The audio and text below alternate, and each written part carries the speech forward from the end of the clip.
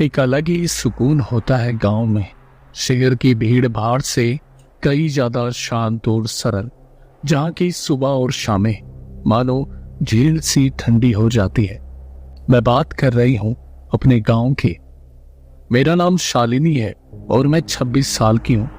फिलहाल तो मैं शहर के एक ऑफिस में काम किया करती हूं।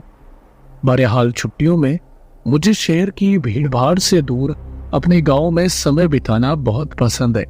शहर में तो मैं रेंट पे रहती हूँ, मगर मेरे गांव में मेरा एक छोटा सा घर है जो वहीं के जंगली इलाके की तरफ बना हुआ है। ऐसे तो हमारा गांव पिछड़ा होने के बाद भी काफी प्यारा है। वहाँ एक बड़ा सा तालाब है और जंगल की तरफ कुछ छोटे छोटे झरने। सुबह सुबह वहाँ बहुत अच्छी हवा चलती है, जिसे हम एकदम प्योर हवा कह सकते हैं। हमारे गांव का जंगल यूं तो ज्यादा घना नहीं है, मगर कहते हैं कि उस जंगल का कोई अंत नहीं है।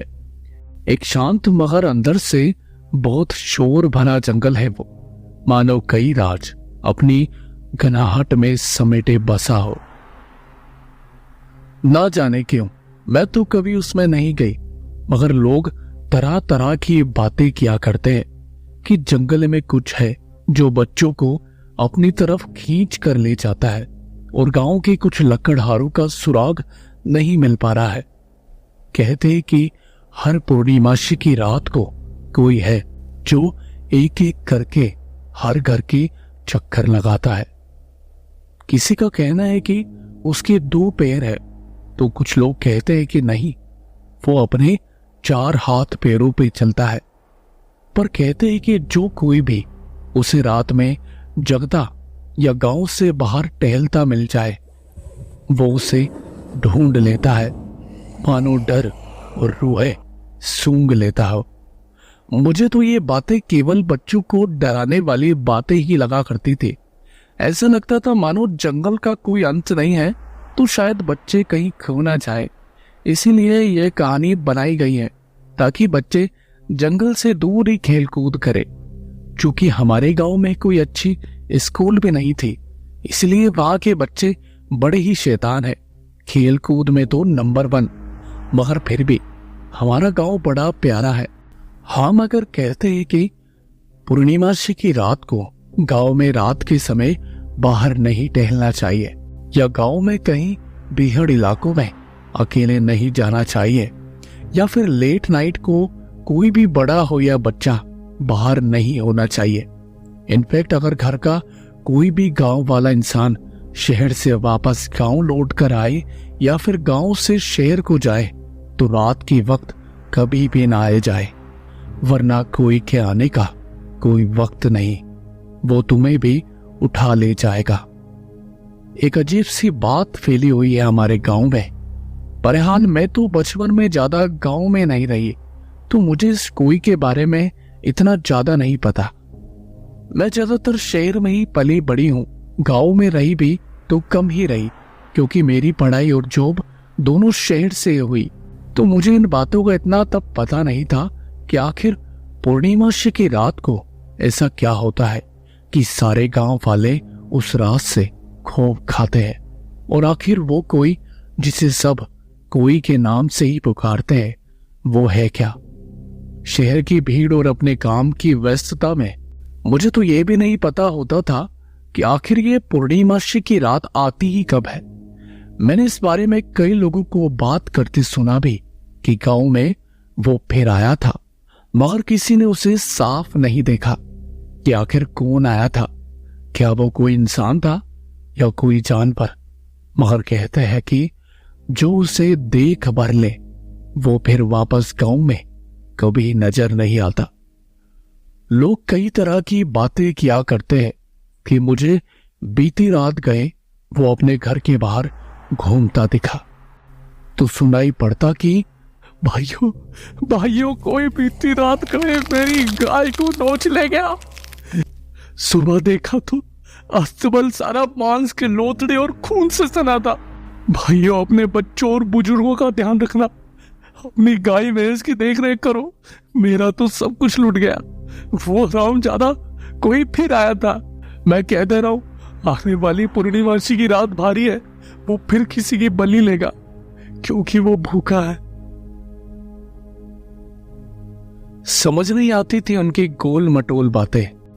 लगता था कि कोई शेर चीता तो नहीं आ गया जंगल में, जो सभी गांव वाले उसे कोई के नाम से पुकारते हैं। खैर, मैं तो वैसे भी कुछ दिनों के लिए ही शांति पाने अपने छोटे से घर में आया करती थी। इसी बहाने गांव भी आना हो जाता था। कुछ भी कहो, सुकून तो वही मिलता है जहां पर रूह को सुकून मिले। मगर सुकून तो तब होता ना जब वो कोई आपकी जिंदगी में दखल ना दे। कोई से मेरा मतलब वो कोई जिसे सब कोई के नाम से जानते थे।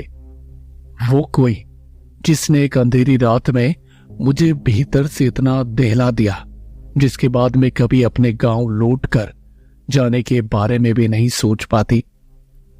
रह रहकर डरी सेमी सी रात में मैं अपने बिस्तर पर उकड़ू होकर बैठ जाती हूँ। ऐसा लगता है जैसे कोई दरवाजे पे दस्तक दे रहा है। ये मेंटली डर मुझे भीतर से खाए जा रहा है। उसका भयानक मुंह, मेरे चेहरे पे पड़ती है उसकी गर्म सांसें मुझे आज भी महसूस होती है। मैं उस कोई को क्या नाम दूं जो मेरी सोच से भी कहीं ज्यादा भयानक निकला, जिसने मुझे इतना मेंटली डरा कर रख दिया कि उसका होना ही मनुष्यत थी उस रात में। बात तब की है जब मैं अपने ऑफिस के स्ट्रेस से तंग आकर एक हफ्ते की लीव लेकर अपने घर आई हुई थी। काफी लंबे सफर के बाद थक हार कर मैं तो बस अपने घर का लॉक खोल सीधे घर में आकर बिस्तर पर लेट गई। ये भी ना देखा कि बिस्तर अभी जरा हल्की धूल में होगा। मगर सच कहूं, उस रोज मैं बहुत स्ट्रेस और थकान में थी, इसलिए सीधे अपने घर में आकर सोने चले गई। सोचा उठकर खाना बना लूंगी। काफी देर सोने के बाद कुछ झिंगुरों की आवाजों से मेरी आंख खुली। मैं बिस्तर पर उल्टी सोई थी। आंखें खुलते ही सामने देखा तो घर का दरवाजा आधा खुला था और बाहर बस अंधेरे में दूर बसे गांव की हल्की हल्की इक्का दुक्का लाइट सी दिख रही थी। हर ओर गुप शांति और अंधेरा छाया था। हल्के हल्के झिंगुरों की आती आवाजों से मैं अपने बिस्तर से उठी। अपने मोबाइल में टाइम देखा तो सिग्नल पे नजर गई। वो तो जैसे गुल से हो गए थे। रात के तकरीबन 8:40 हो गए थे। पेट भी अब गुटर गुटर कर रहा था। मैं स्विच की ओर गई और उसे ऑन कर दिया।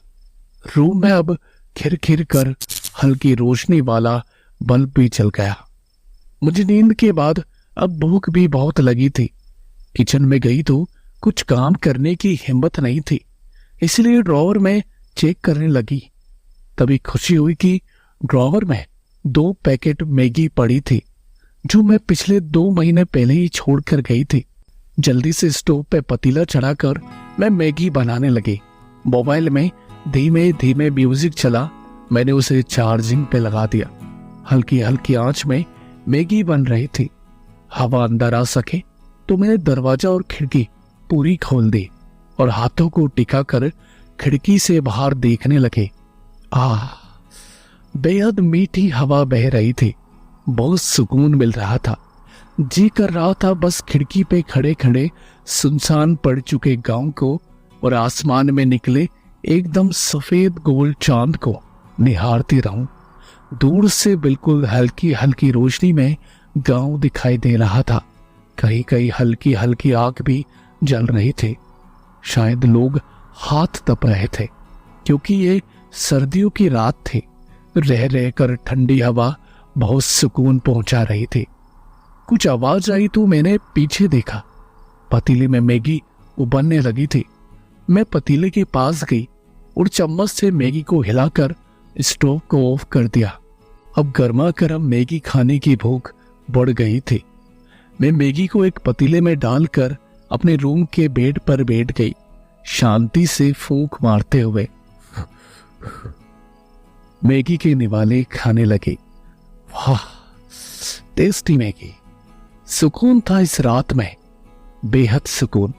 मगर कहते हैं ना, सुकून को डर में तब्दील होते वक्त नहीं लगता। आखिर क्या राज है उस कुएं का? क्या कोई ऐसा शैतान है जो गांव के बच्चों और जानवरों का शिकार करता है? और क्या होगा जब पूर्णिमासी की रात आएगी? क्या कोई फिर आएगा? जानने के लिए बने रहिए आपके अपने YouTube चैनल कहानीकार राज विजया के साथ। फिर मिलूंगा आपसे एक और नई डरावनी कहानी के साथ। तब तक के लिए गुड बाय।